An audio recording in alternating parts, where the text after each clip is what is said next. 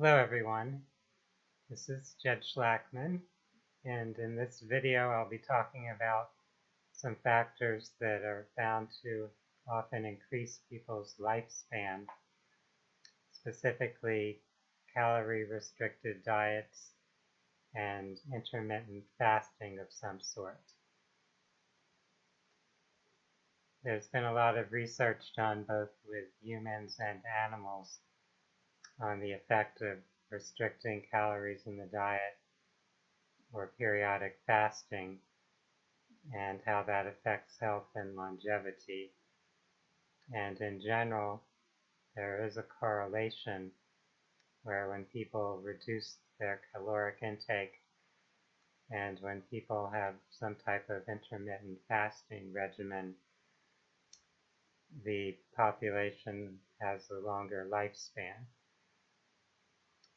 Now, if we look at human beings, we might consider, do the people who have those practices also have some other aspects of their lifestyle which would also support longevity, such as living in a less stressful environment, having some type of a spiritual practice, having a good social community type support network, getting enough rest or sleep. So it is true that in many of the communities where people do have those types of dietary practices, there are also some of those other factors present that would also help support longevity. However, research has also been done with animals, and in the animal studies, those other variables aren't present, and it's just focused on the diet. And there as well, those differences in the dietary variable do make a difference in longevity. So there is something to this idea of reducing caloric intake or periodically fasting, not eating for some significant amount of time. So let's look closer at this topic and consider why this would have a beneficial effect on people's health or longevity. First, we're going to consider just the very nature of eating and consuming food.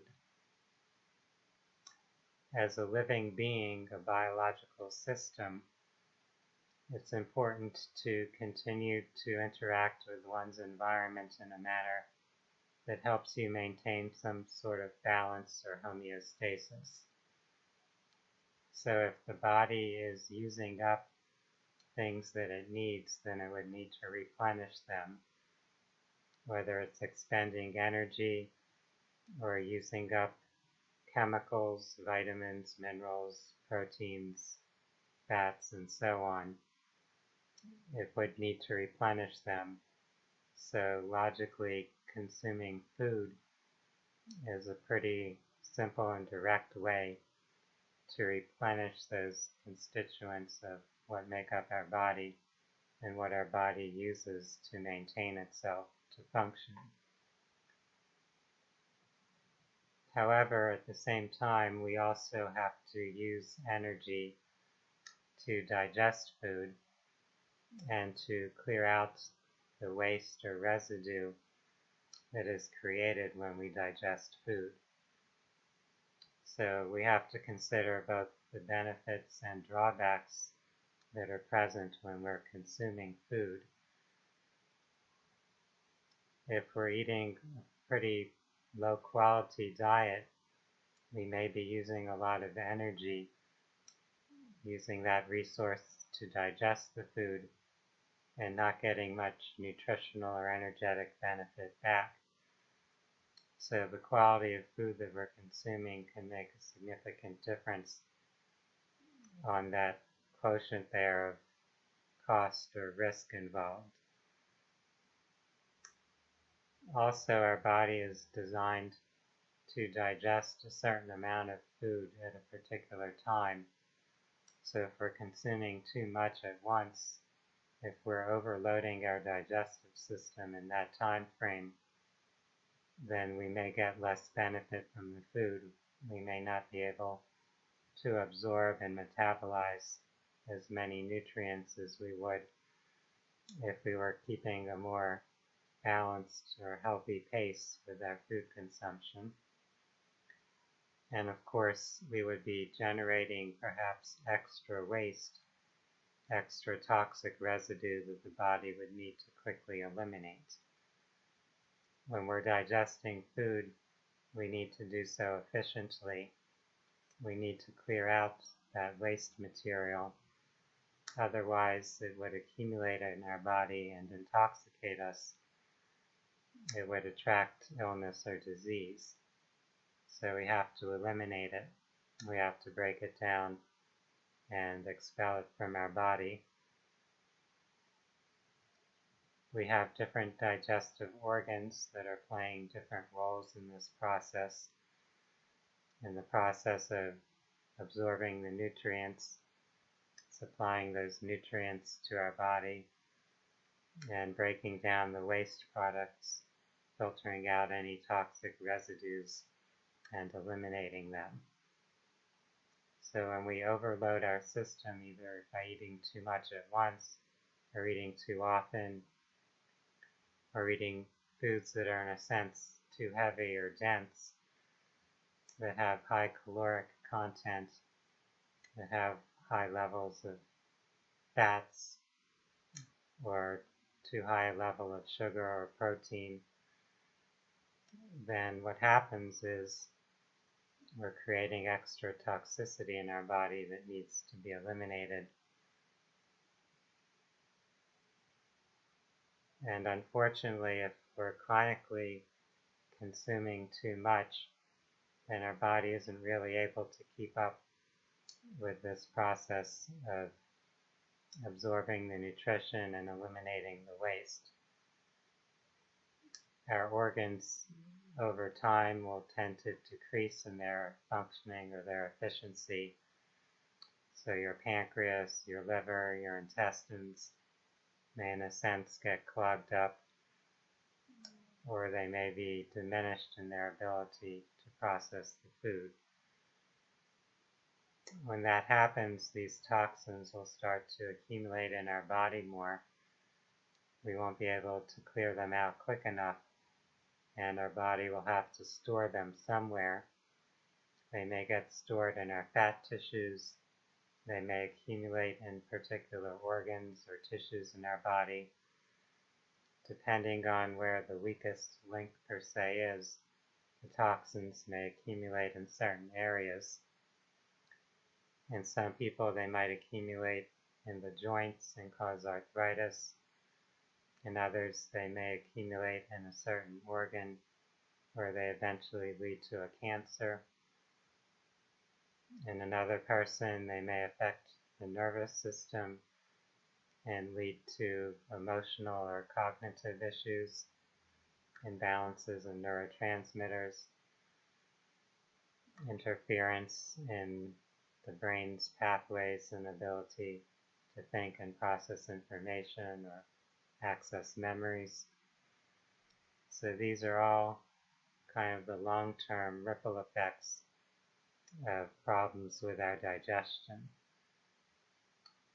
So when we keep that in mind, we become conscious of how important it is to be aware of our diet and the food we're consuming.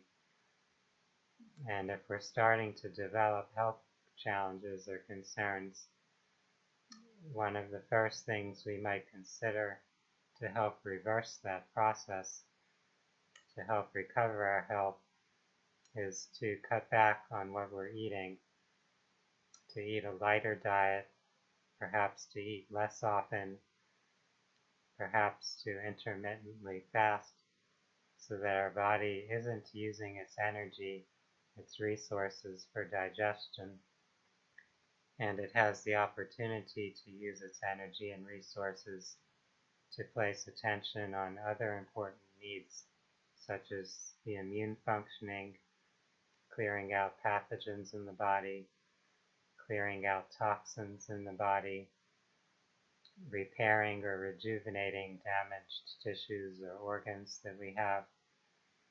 So when we're not eating, it gives our body the opportunity to focus its energy and attention more on these other concerns for healing and rejuvenating the body.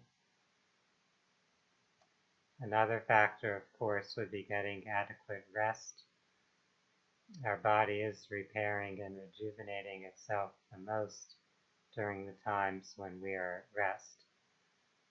So in combination with caloric restriction or intermittent fasting, you would also wish to be conscious of your sleep patterns or habits.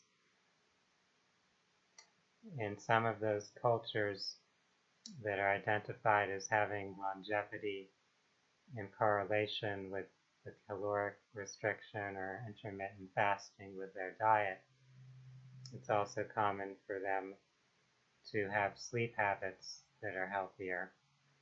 So they may get a full night's rest, they may take naps during the day, they're getting adequate rest, which also allows for the body to refresh itself, to clear out toxins, and to repair any damaged cells or tissues. So when you're looking at diet, you could also consider the sleep patterns and how those work synergistically to influence our health and well-being. There's also the spiritual or religious connection to this.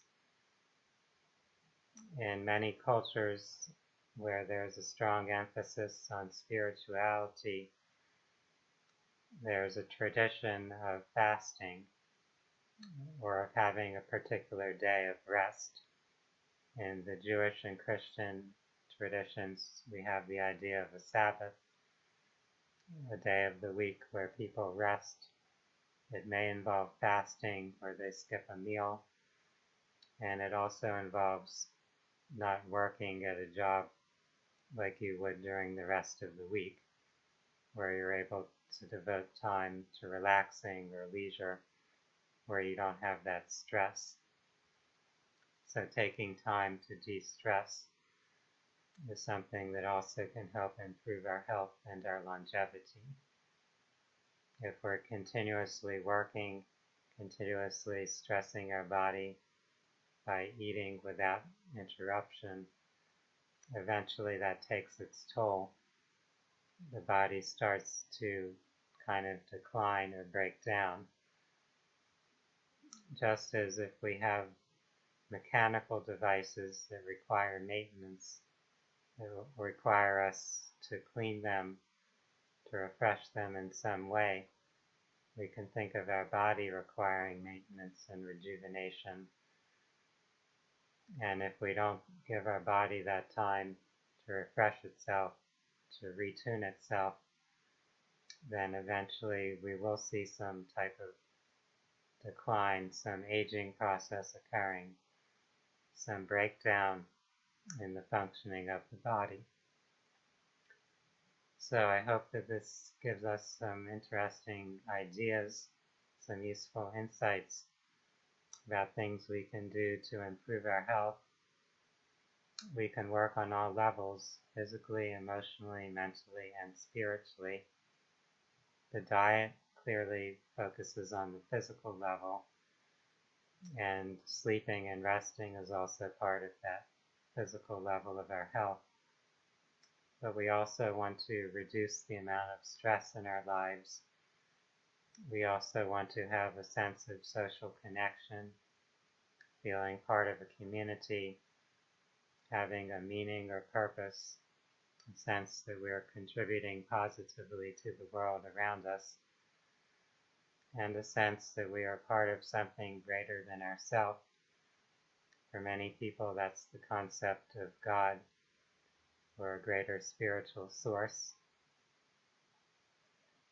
When we have these factors in place, it does tend to help our body maintain its well-being and overall across a population to support a longer lifespan. I appreciate each of you for taking your time to view this video. For those that are interested in holistic health and well-being, I invite you to watch more of my YouTube videos. You may also visit my website, www.phinsights.com. That's PHINSIGHTS.com. For now, I want to wish each of you a wonderful day.